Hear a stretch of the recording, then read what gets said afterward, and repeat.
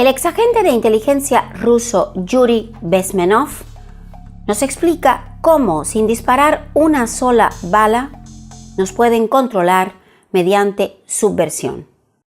The first human being who formulated the tactics of subversion was a Chinese philosopher by the name of Sun Tzu.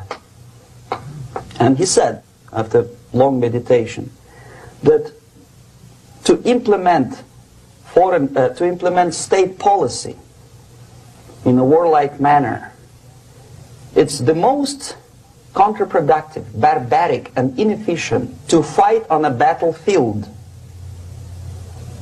You know that war is continuation of state policy, right? So if you want successfully to implement your state policy, and you start fighting, this is the most idiotic way to do it. The highest art of warfare is not to fight at all,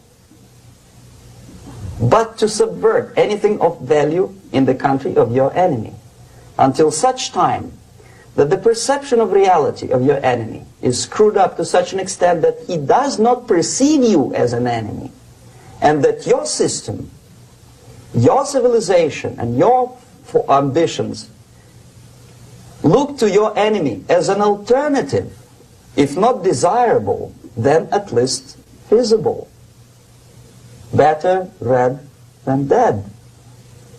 That's the ultimate purpose, the final stage of subversion, after which you can simply take your enemy without a single shot being fired, if the subversion is successful. This is basically what subversion is. What subversion is, basically, it consists of 4 periods, time-wise. If we start from here and go this way, time, right? This is the beginning point. The first stage of subversion is the process which is called, basically, demoralization. It says for itself what it is. It takes from, say, 15 to 20 years to demoralize a society. Why 15 or 20 years? This is the time sufficient to educate one generation of students or children. One generation, one lifetime span of a person, a human being, which is dedicated to study, to shaping up the outlook, ideology, personality. No more, no less. Usually it takes from 15 to 20 years. What it includes? It includes influencing, or by various methods, infiltration, propaganda methods, direct contacts, doesn't really matter. I will describe them later.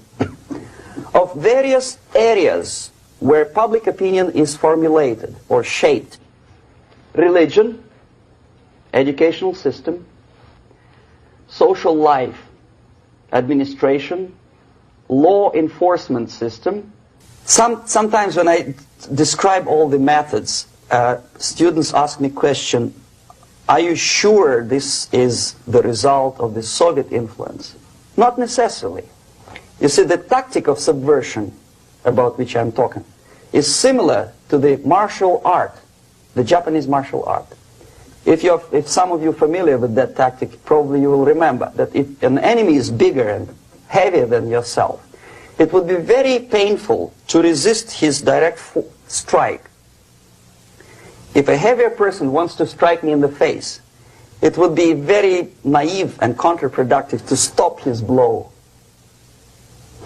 The Chinese and Japanese judo art tells us what to do. First to avoid the strike, then to grab the fist and continue his movement in the direction where it was before, right? Until the enemy crashes in the wall. You see? So, what happens here? The target country obviously does something wrong. If it's a free democratic society, there are many different movements within the society. There are obviously, in every society, there are people who are against this society. They may be simple criminals, ideologically in disagreement with the state policy, conscientious enemies, simply psychotic personalities who are against anything. Right? And finally, there are a small group of agents of a foreign nation, bought, subverted, recruited, right? The moment all these movements will be directed in one direction, right?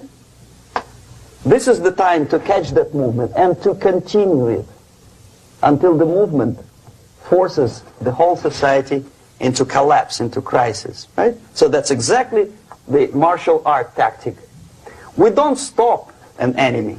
We let him go. We help him to go in the direction we want them to go. Okay?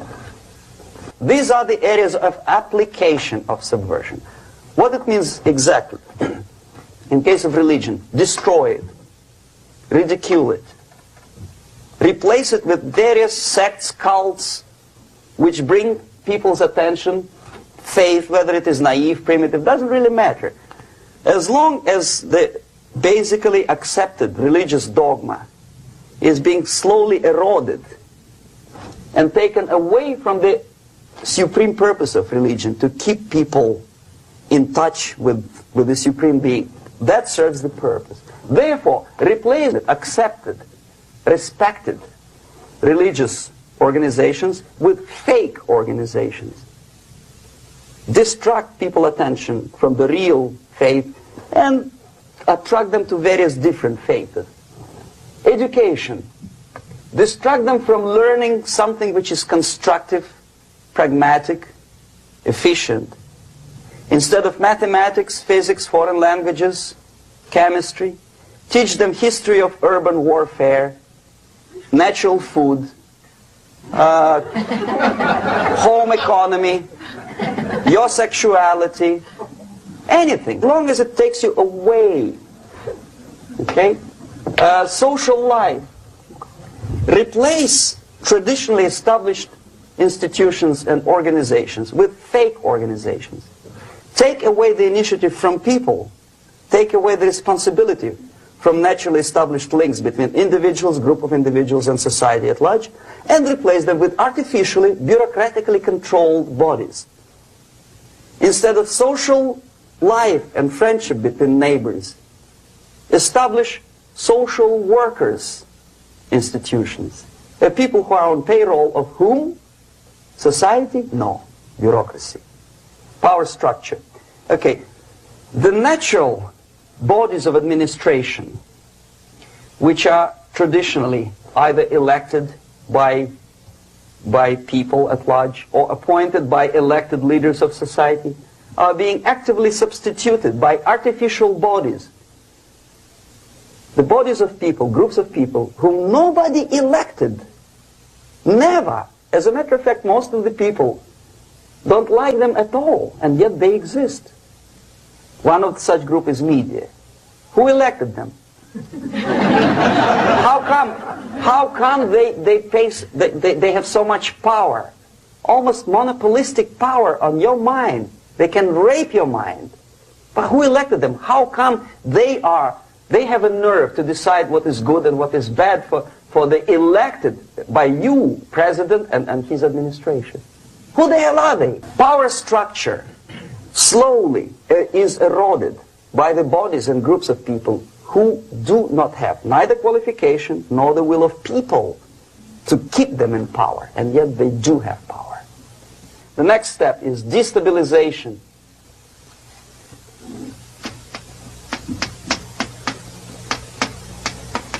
Again, this word says for itself what it is. To destabilize all the relations, all the accepted institutions and organizations in a country of your enemy. How you do it? You don't have to send a battalion of KGB agents to blow up bridges. No. You let them do it themselves. Here it's radicalization. On the stage of destabilization, we cannot come to compromise even within a family. The husband and wife couldn't figure out which is better. Husband wants his kids to eat at the table, and wife wants him, a child, to roam around the room and drop food all over the floor. They cannot come to compromise unless they start a fight. It's impossible to reach a compromise, constructive compromise between neighbors. This stabilization process usually leads directly to the process of crisis. In case of developing nations, that's the area where I was active. The process starts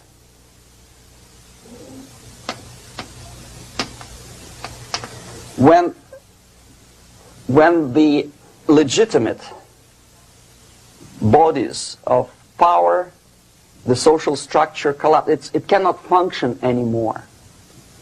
So instead, we have artificial body injected into society, such as non-elected committees. You remember I was talking about them here. Social workers who are not elected by people, media who are self-appointed rulers of your opinion, some strange groups which claim that they know how to lead society forward.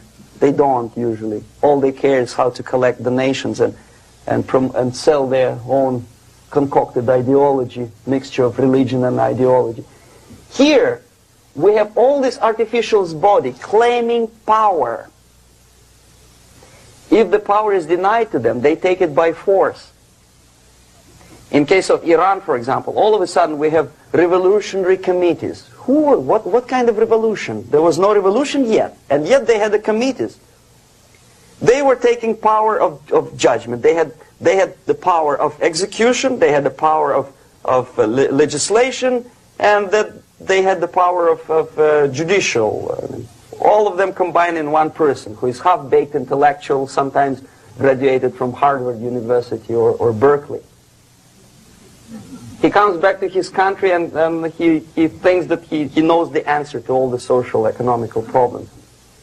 Okay? Crisis is when society cannot function any more productively. It collapses, obviously. That's the word for crisis. Could be stopped right here, both as an expert and as an impert. And that takes one step, one very important thing to do. You don't have to expel all the KGB agents from Washington, D.C. The most difficult and at the same time the simplest answer to the subversion is to start it here and even before, by bringing back the society to religion, something that you cannot touch and eat and put on yourself, but something that rules society and makes it move and preserve it. So the answer to ideological subversion, strangely enough, is very simple. You don't have to shoot people, you don't have to aim missiles and Pershings and cruise missiles at Andropov's headquarters. You simply have to have faith and prevent subversion. In other words, not to be a victim of subversion. Don't try to be a person who in judo is trying to smash your enemy and being caught by your hand. Don't strike like that. Strike with the power of your spirit and moral superiority. If you don't have that power, it's high time to develop it. And that's the only answer. ¿Qué te ha parecido? Fase a fase. Llevan tiempo en esto, pero no lo van a lograr. Porque hay algunos que seguimos despiertos. Te agradezco muchísimo que compartas este vídeo.